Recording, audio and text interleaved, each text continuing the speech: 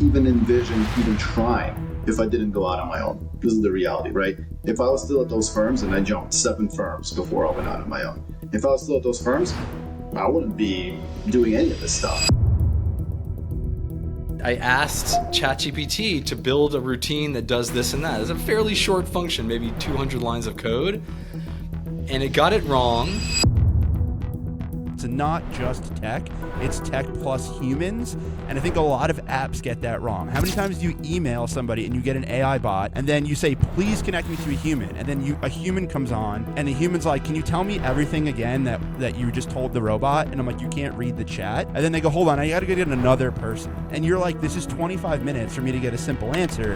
That's not a good experience. Welcome, Jesse, Tom. Welcome to the Fun CPA Podcast.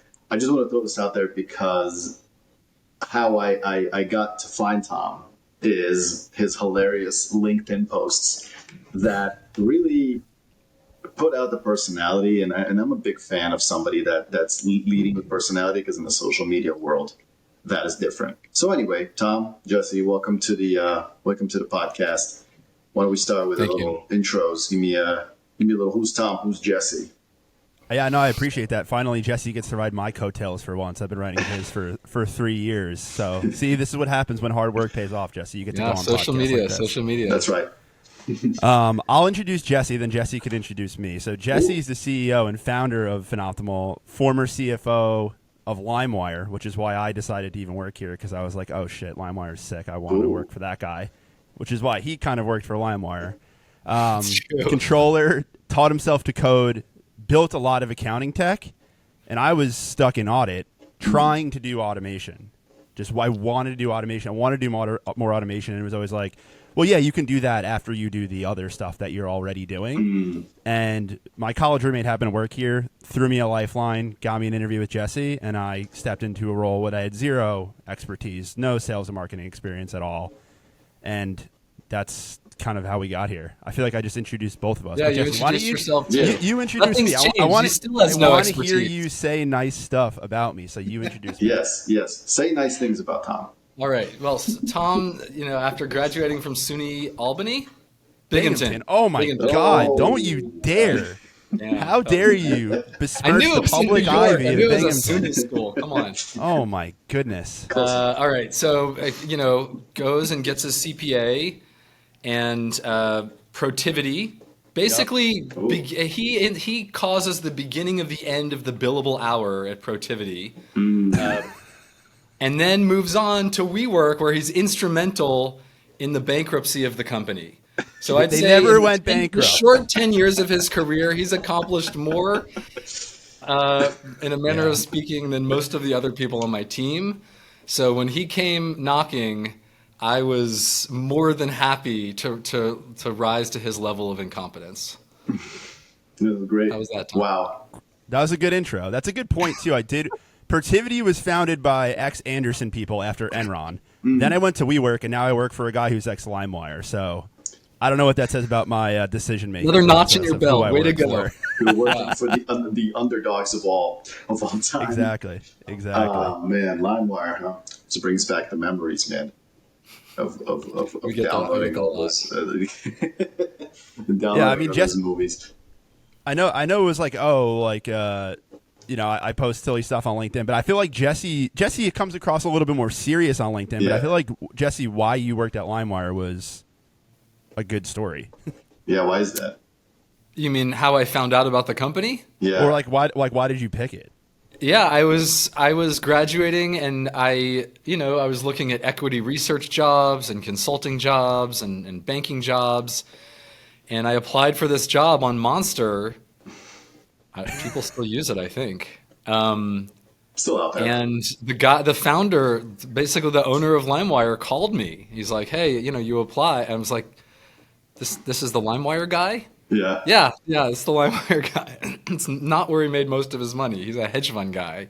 LimeWire was a side project for him. But I went to visit the office, and there were Buddhas and plants everywhere. And it was this just beautiful spot in Tribeca. And I said, I'm not going to do equity research. What do you need? And he said, I need an accountant. I said, all right, I'll be an accountant.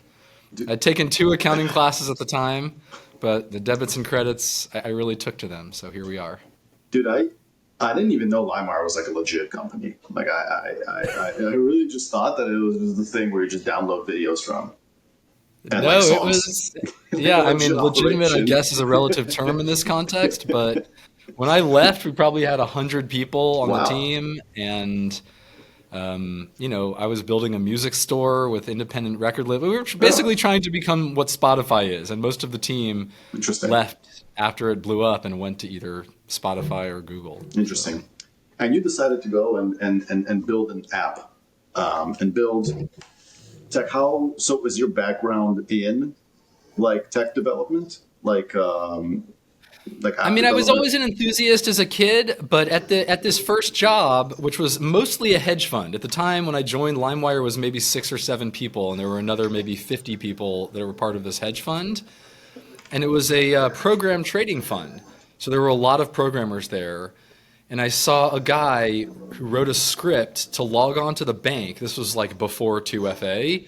You could just simple username and password to log into your bank and pull information to help him build his P&L. How did I do for the day? Whoa. And I saw him do it, and I'm like, show me how to do that. Yeah. And then, that was in Perl, and one thing led to another, and over time I just started, I've got a real process mindset, and I wanted to make time for myself. So I just automated everything I could, and whenever I got stuck, this was really before Stack Overflow became such a resource for learning developers, certainly way before AI. I would just walk over to the desk and be like, hey, I'm stuck here, until Mark would come and be like, you need to leave him alone. He has to make money with trading. But, beg, borrow, and steal. That's how it works when you're trying to learn. Yeah. That's why I lament the death of in-person work. Yeah. And Tom, you were always into the automation. You always wanted to automate all these tasks that you found to be grueling. What firm were you in when you were in the Yeah, I mean, when I worked in like high school, middle school, I was always a kid on the computer. Like I was always messing around with the computer as a kid, like custom MySpace layouts, and like I was downloading stuff from LimeWire when I was probably 4 or 5 years old, just like ripping off songs, like building a 1,000-song library before I could like even do math. So I was always super online. Yeah. You're so lucky there's a statute of limitations. Yeah. That's the least I'm afraid of out of statute of limitations, but we're not going to cover it on the podcast. Yeah, but at Protiviti, they were like, I was in internal audit. Like they marketed it as a consulting firm, and I was like, ooh, consulting. And I got there, and they were like, yeah, but you start with internal audit. And I was like, what? Yeah. And they were like, by the way, we're doing this hackathon thing. We want to encourage people to learn automation. It's a contest. And I was like, all right, I'm doing it. And I just like learned UiPath and built something. Wow. And then once I did that, they were like, oh, okay, like you should do more of this. But it was always more around like, here, like help us explore the concept, help us map the process, help us understand what we want to automate.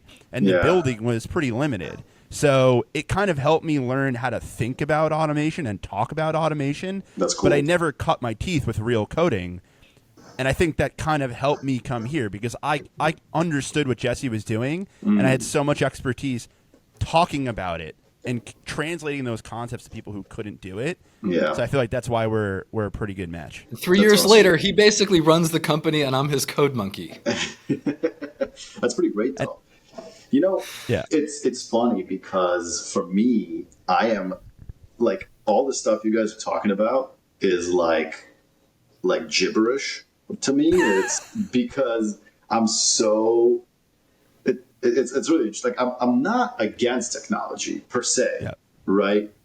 But all this automation stuff, and this is why I think it'll be kind of it would be really great to like cover that aspect of it too. Is like, and I think a lot of accountants are inherently like anti-change, or not anti-change, but very change. For sure, they are resistant and very slow, myself included. Man, it took me. I mean, I'm still managing most of my client like workload and like process and getting through it with like a freaking Excel, man. And I know there's stuff out there. Yeah. But I'm like, if I go and put all my clients on there, is it going to be a big like pain point for me? And is it going to solve my problem? Which now, like before, I didn't have as many clients. And as I grew and grew and grew, now I'm at this point where I need something. right? Like I need something that's gonna track everything for me and be more ability to like search rather than go in my Excel and you know, filter my columns and shit. So 100%. that, you know, but again, when it comes to technology, like I'm so, I guess that is very gibberish to me, and I'm like almost, not to say scared of it, but like it's intimidating to some extent. So I think you're skeptical, and I think it's fair to be skeptical. And I feel like the reason, you know, I think trust is really important in the accounting space. And I feel like when I do almost all of our software demos, so like when I get on a call, I'm like, yeah, I'm a CPA, by the way. They're like, oh shit, like okay, you are not just a software salesman trying to trick me. yeah. But I feel like Jesse and I have both experienced really, really, really bad automation. I know I did. I was told to bill things that I said to my partner, this is a bad idea. We shouldn't try to automate it. And they were like, well, I told them that we're doing it, so we're doing it. And I know a lot of the best FinOptimal features came from Jesse building something and blowing up our own clients' books with the app and being like, I need a feature to fix what that just messed up. Right. Yeah. So because we dog food, I feel like we can stand there and be like, yeah, no, like we eat this too. You guys can trust us. You got a lot of people now coming out who Maybe are we like, can blow up your books too. yeah. But dude, there's so many apps who are just like, oh, I had a sick idea. I'm gonna like build this and just like make a clean UI, and I'm just gonna try to sell it. And I'm gonna say we automate books, and like people aren't gonna buy that shit because they don't trust you. You know? And there's so much stuff, and I've honestly felt like in the last like 2 years, probably give or take, the amount of tech companies that started like honing in and zeroing in on accountants has been so absurd, and so like, you know, and I don't even know, like, you know, everybody's saying they're going to automate the books, everybody's saying they're going to automate bookkeeping, and they're going to do your reconciliations for you and this and that, and it's like, okay, if it was like one person doing it, then I'd be like, all right, cool, but like, I mean, like so many people doing it and you're doing it right. Like you said, skepticism, right? It's in our nature. It's in our blood. And I'm like, or I could just have my bookkeeper do it. Yeah. Like it's been the biggest challenge, I think, with it is I could just keep doing it how I was doing it. 100%. That's a challenge. How do you overcome that? How do you work with people? How do you help people understand that, like me, people like me, that they need this or that, you know, it's helpful to them? Jesse, you can talk. I've been talking too much. You've been talking for a while. Yeah. You know, what I want to say is we have to just show you. I think recently, we have some customers. I don't know if Tom covered the whole trajectory. We started by doing people's books for about 8 years. That's all we did. Monthly flat fee bookkeeping. We still do that. That's still where we make most of our money. Oh, cool. But 2 years ago, not quite 2 years ago, we started productizing the software that we use to do our own clients' books more quickly. So we have three products in the market now. We've got Accruer, Booker, and Wrangler.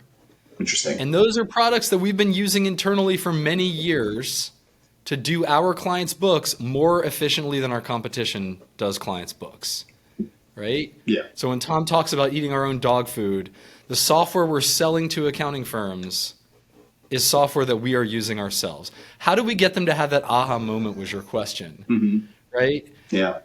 There are some people who just have the mindset of I know there's a better way, and they just keep looking for tools until they find one. Yeah. And we love those people because they go online and want to talk about it and tell other people. Yeah.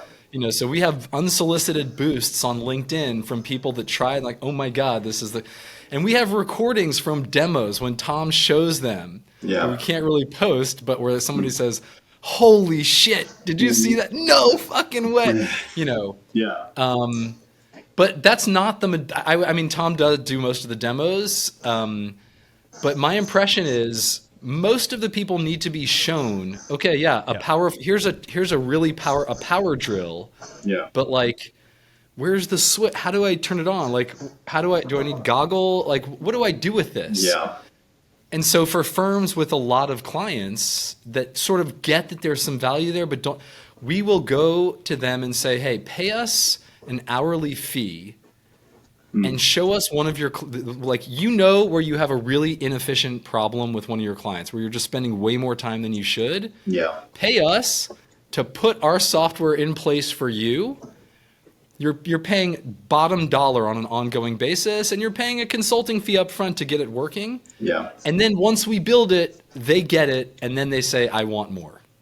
Yeah. That's the more common case. Yeah. Sorry that Jesse said the F word there, Yuri. I know this is not. No, it's not for children. Honestly, Jesse, is disgusting. Yeah, that you know what? use that word. I would never. He can bleep it out. He can bleep it. We'll bleep it out. No, we're not bleeping it. It's real, man. It's about as real as it gets, and that's what I pride myself on. But speaking of real, look, I mean, I like that concept. I think it's great. Even for myself personally, as I hear you say that, one of my biggest challenges, and I'm sure many will feel similar to me, is that, so I'm a tax guy at heart, right? Like, I spent 15 years primarily in tax. I started my firm and I started offering bookkeeping services, right? And boy, did I learn the hard way how quickly, like, I still offer them, but my challenge was finding a good bookkeeper that I know can handle it.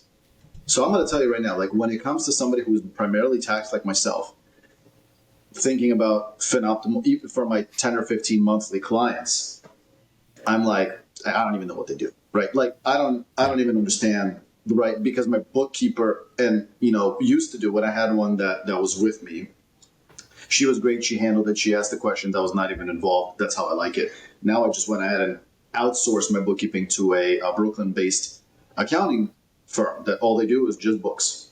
They're phenomenal, and I don't have to worry about it. So as a tax person, like, when I hear these things, by the way, I went on and I checked out Jason Statt's video of Accruer, and I'm not even gonna lie to you, man. My reaction is like, what the fuck is he doing?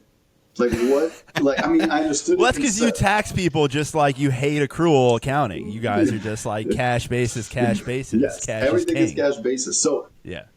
What that all drives me to in the whole tech space, right? Because, I'm sure the product is phenomenal, but it's like, how do you find your ideal client, right? Because it would seem to me, like, I think maybe you offer something else to a more basic kind of like cash basis type person, that will help me or my team out, like, so how do you work through that?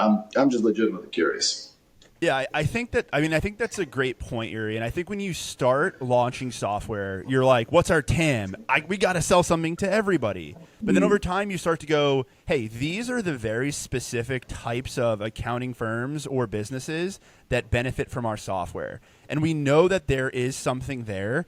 And let's just focus on them. Even if it means less people to market to, let's prove that we can do one thing really, really, really well for one group of people. Yeah. And you have there's definitely some humble pie that you have to eat where you're like, I thought everybody should be doing accrual accounting. Everybody should have automated prepaid expenses. And then you go, you know what? Some people just don't care. For some people, it's a vitamin. For other people, it's a painkiller.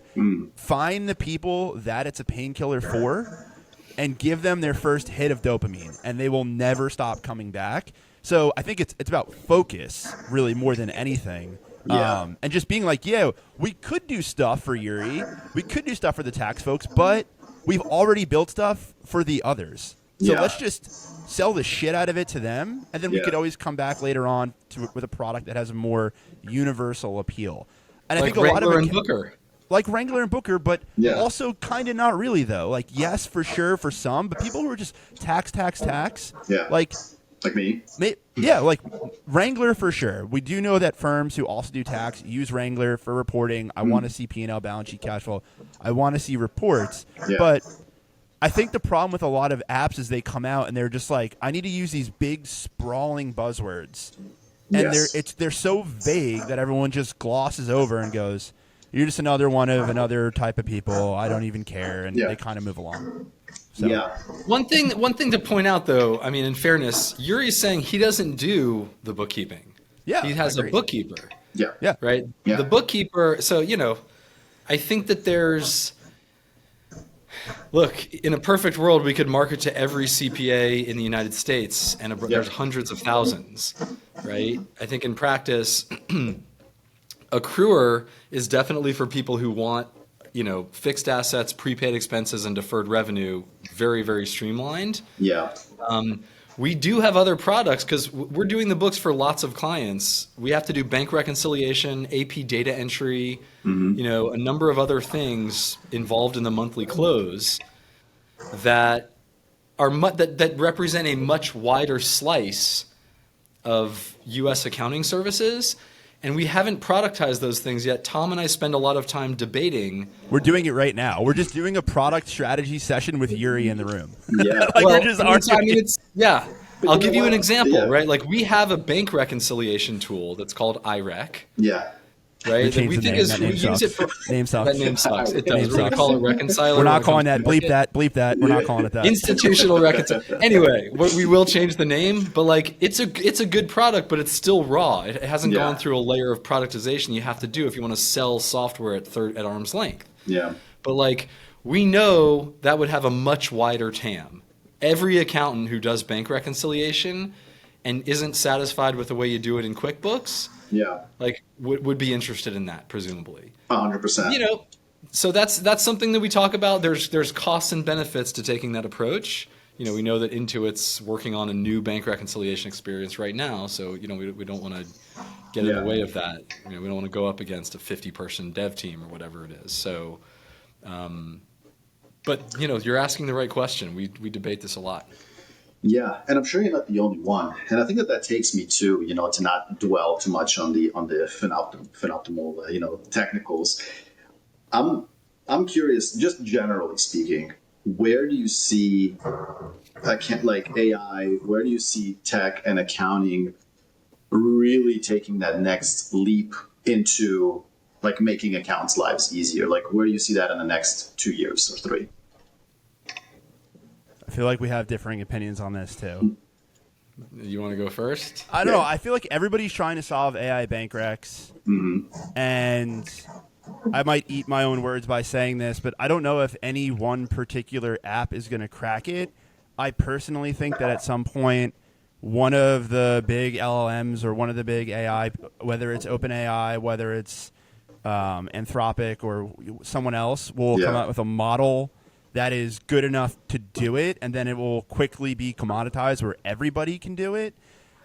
Might be a hot take, might not. I mean, you have O1, and then you're going to have like O1 mini, and then you'll have like A5, like the accounting, good for accounting. Yeah. I mean, I think that the number one thing that people need to be doing with it now, depending on how fast it progresses, if progression plateaus, I don't know. You got to just be using it to supplement what you're doing. Right, 100%. like you can do so many. Like your imagination can be taken to such great lengths with AI in its current state. Like I built the entire accountingdisruptor.com thing with AI, besides the actual ideas of what they were, because AI is still not funny, and I think like that's a good moat for us. Like AI is not going to be funny, I don't think. So at least we can keep that for ourselves. But like you can push the limits if you just try. So like. I don't know if there's one shot answer here, but I think accountants should just be reach for it instead of Google, and at some point you're going to have the aha moment. Everybody has it at different times. I know Jesse is having it now with how he's using it. Yeah. What's your take on it, Jesse? I think I'm with Tom as much as I enjoy disagreeing with him. I was very skeptical. I thought to I kind of said, this is just basically a glorified Google search. And then, one weekend I was trying to do some coding, and my kids kept interrupting me, and I said, "All right, I'm just going to try." So I asked ChatGPT to build a routine that does this and that. It's a fairly short function, maybe 200 lines of code. Yeah. And it got it wrong, but it did something, and I gave it feedback, and then it got it closer to correct. And it took the same amount of total time. But I didn't have to do any deep thinking. Like the interruptions from my kids were okay because I could just be like, "Oh, nope, still didn't get it. Here's what's wrong." And then I'd go talk to and then I'd come back. Nope. So it took the same total hours, but burned 100th of the calories in my brain. And that's why you're getting fat. I'm getting fat. This guy's looking jacked over here. I don't know what you're talking about, man. He's in so much better shape than I am. It's a joke. He's in so much better shape. No, but it's really a good point, and I think as I look at AI and its functionality and all these apps building things out for accounts, I do think that eventually it's going to get to that point where you got bank recs, where you got all these things that are handled for you seamlessly. But until it's a proven thing, and like I know absolutely for damn sure it is going to work, then I'm still going to be skeptical. Like, also, Yuri, like this has been true forever, and people say it now that like the future is here; it's just unevenly distributed. Yeah, and like right now, we have all of these amazing things. We have QuickBooks Online. We have all of these apps. There are still people out there who are doing things with paper, right? Like technology can't touch paper, right? So like at some point, right? What like, did you say? It's not straight line. It's not evenly distributed, meaning progress is not straight line. No, like the future is here, but like certain people are really, really in the future already, and other people are living in 1995 still, 100%. Right? And I feel like it's more than ever right now with AI because the tech people are so on this cutting edge of like, I can build a video game overnight. Yeah. And other people are still like, I don't know how to log into Netflix without calling my son to help me do it. Yeah. So that's a good point. But the point is like more like when you still have accountants who are like, hey, my client wants 7 different payroll accounts and they want this here and that there and all of these intricacies and all of these weird, dumb things, right? Like AI is not going to necessarily solve for that, right? So like to me, it's about like, are people going to adopt their people and process and the way that they think about their business to a way that is more conducive to automation and AI? Like the people who lean in a little bit without sacrificing still how they think about their business are going to get there faster, and you're going to have the stubborn people who just make decisions or say, no, I need it this way, and throw up unnecessary obstacles to getting to that fully automated bank rec, fully automated AP shit that we're talking about. Yeah. And I also think that the more time that passes, the more time we have AI under our belts is going to get even more utilized. I got a question for you, Jesse, as the owner, kind of the founder and all that of FinOptimal. And this comes from a little bit of my own experience, which I'll share too, is competition in the marketplace. I know I think I know the answer of how you differentiate yourselves. It's the reason how I found Tom. But how do you power through that moment where you are sitting there going, all right, well, I want to develop something, but these people do it and that person does it. So like, should I do it? Great question. Like, how do you get around that? Because it's a tough thing for me, and I'll share my story after. That's a great question. I do want to quickly comment on the AI trajectory generally. Nope. I think there's a lot of doomsday out there. We don't need any junior devs anymore. We don't need any, do you think that doctors, lawyers, and other professionals are going away? No. Nobody thinks that. Are you ever going to maybe far in the future, but like you're going to make a life-changing decision with an AI and not talk to a human at all? It's just hard to believe. It's going to become a tool you have to use, but it's not. It's going to create way more jobs than it always has. Tech always creates more jobs than it destroys, and I take a lot of comfort in that. Yeah. On what you just said about how do we decide what to focus on and how do we address competition? Yes, sometimes it's crushing when you see, generally speaking, when you see other people with products in your category, that is validation of your time spent. That says, hey, there is a need for this. Identifying the need is part of the problem, but it's the smaller part. The execution is everything. And we have competitors in the accruer category that I think that we have smashed to bits. I won't name names, obviously. Yeah. There's not a lot because I think say to your their point, names. It's a smaller category. Yeah. I think we are the name to beat in this, as Tom pointed out, relatively limited space. But Wrangler and Booker, I don't mind mentioning names here, have very large, very well-funded competitors. Let's talk. Yeah. LiveFlow and Geocon come to mind respectively in those. Yeah. And the fact that they see us as competitors, that is a badge, not a scar for me. I love that. That's a good point. The other thing is, look, a lot of times it's just about not giving up. And when I think about should we do it anyway, I think to myself, a lot of those companies are founded by either, if they're lucky, an accountant or a developer. And a lot of extra R&D has to go into bridging the gap between tech and whatever the subject matter is. I consider myself maybe the best in the world at the QuickBooks API and doing cool stuff with it. And I say to myself, who is like, maybe I won't win, but I should have at least as good a chance as the next guy if I play my cards right. There's a lot of luck in life and in business, but I really know what I'm doing. I know what the users of our products are facing, and I can help them. Yeah, that's awesome.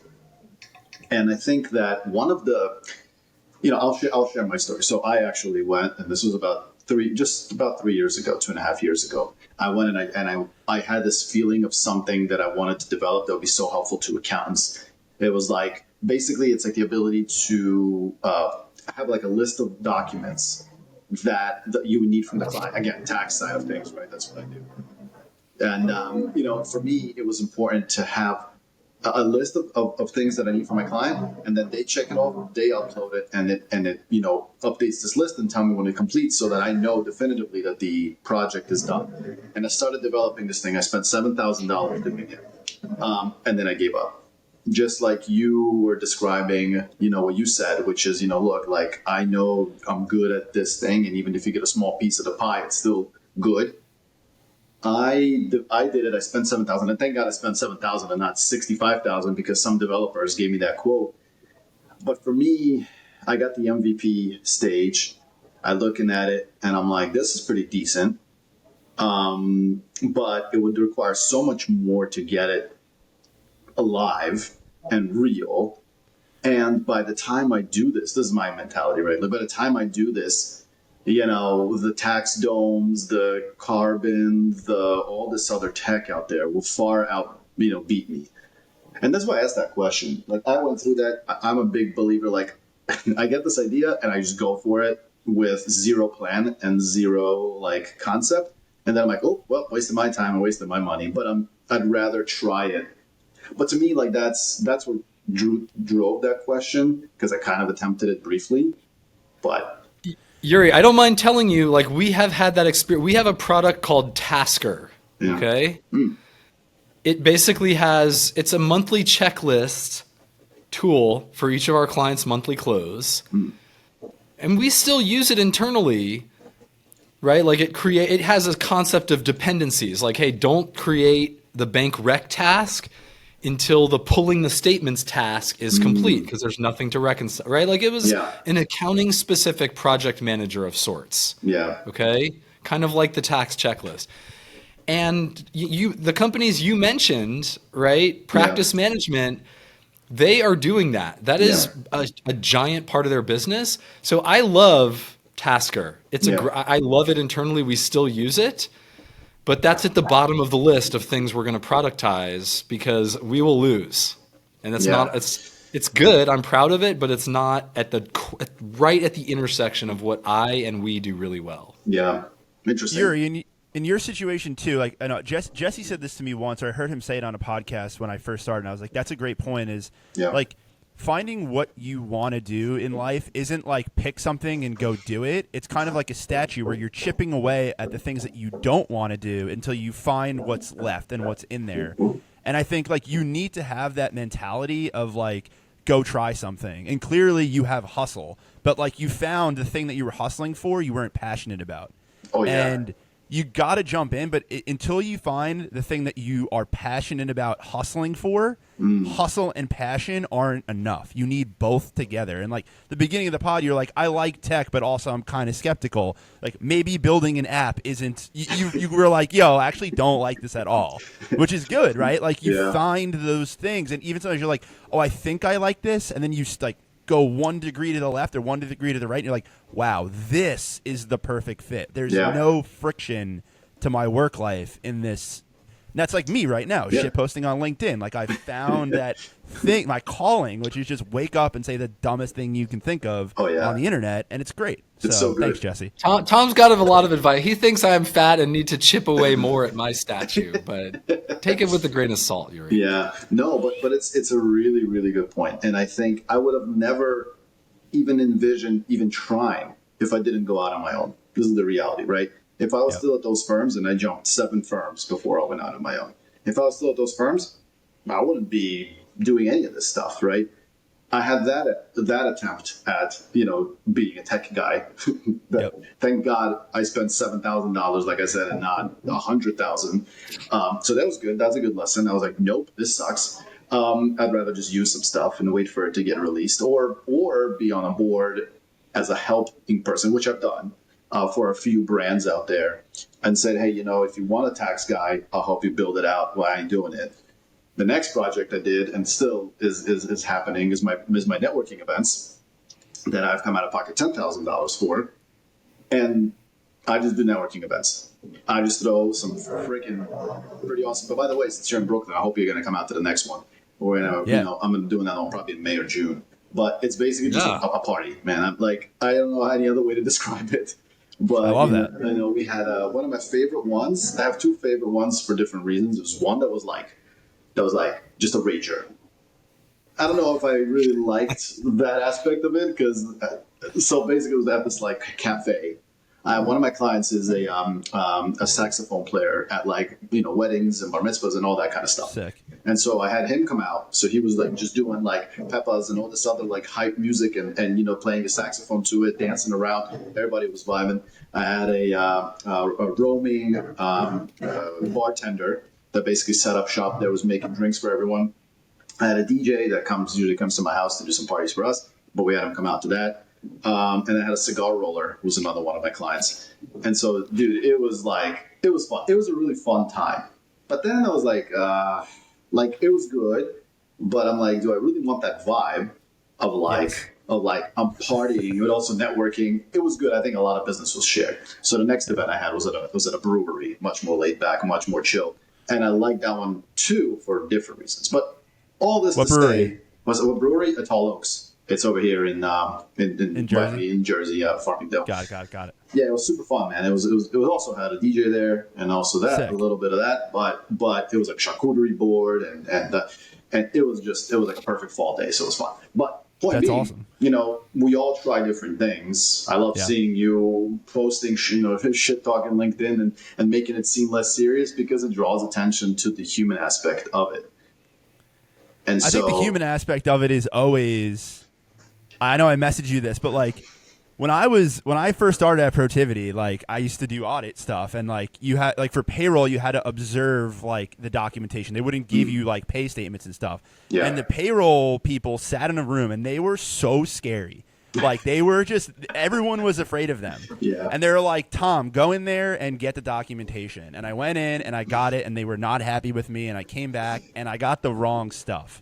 And they were like, you got to go back and you got to get it again. Yeah. And I put this off for like I literally every day I went to work, I was scared. And then I was like, all right, I got to do it. Do it. And I went in and I just made fun of myself for 30 minutes. They gave me every single thing that I wanted. They were laughing the entire time. And I was like, there is a place for humor in the workplace as long as you're appropriate and, you don't insult people. And ever since then, I was like, LOL. All right, this is your fault. No, this is Jesse's fault. We were at a wedding, and Jesse said, you got to post more and be yourself. And my fiance looked him in the face and said, you don't want that. I brought this on myself. She told you don't want to do that. I did. I remember yes, Eric told me that. He was like, that's a mistake. Don't do that. No, I don't regret it. I don't regret it. We're very ourselves. But I think the human part's important, Yuri. Like creating a bond. Like you're saying, oh, my client's a cigar roller. My client's a saxophone player, right? Like, how many people do you really need to be a client? Like, at the end of the day, everyone's not trying to build these massive firms. So, people want to buy from people. If you're very competent at what you do, which I'm sure you are, and we're very competent with the way that we build our software and provide our services, then let's attract people who like us and want to work with us, because then they're going to go out and they're going to talk about it, and you're going to build your brand through authentic human connection rather than overpaying for websites that have an endless scrolling effect and look good because you got money from Silicon Valley, right? So I think at the end of the day, humans and vibes are going to win out no matter what, especially in the age of AI. Yeah, that's a lot to unpack there. Really great points. Personality shines through. I think that's my big thing, being authentic, being me. I'm not trying to sell you shit. I don't, you don't want to use me. In fact, I don't want to sell you anything. Like, I don't want a client from LinkedIn hitting me up directly in a message saying, hey, can I use you for tax services? I don't want that. Why? Because there's hundreds of people posting online about this stuff. So if they're reaching out to me directly, they want to compete on price and perceived value. No thanks. But, on the side of being personable, where it does work, is now a financial planner, an attorney, a software developer or whatever it is, sees that, says, hey, man, I got a couple clients that I think would be a perfect vibe for you because we like the networking event. And maybe some of them have been to the networking events, and it's like, hey, we hung out and had a rager together. Accidentally, and now we're gonna do some business together, and I think that human aspect of it is so important, and that's the differentiator. And I agree, in the AI world especially, because it's only going to get worse. Yeah, 100%. So what's your take on that one, Jesse? Like, what do you? I mean, clearly you're open to the personality side of things. You're open to Tom shit talking LinkedIn all day, but is there? Yeah. I think it's funny. Before I was an accountant, I was a performer. I'm a musician. I write songs. I haven't done this in many years, especially since I had kids. But I feel like I have personality, and Tom is out there with much more personality online. Like I feel like I have not entirely found my voice yet.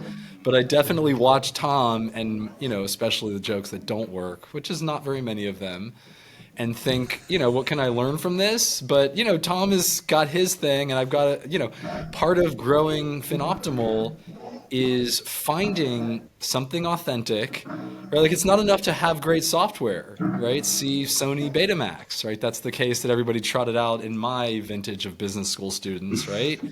Yeah. You don't win necessarily by having the great product. And, becoming a marketer has definitely been the biggest challenge of running a startup, I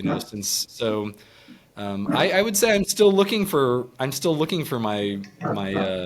voice online a little bit, but I'm making it me, and hopefully we'll figure out how to really propagate it.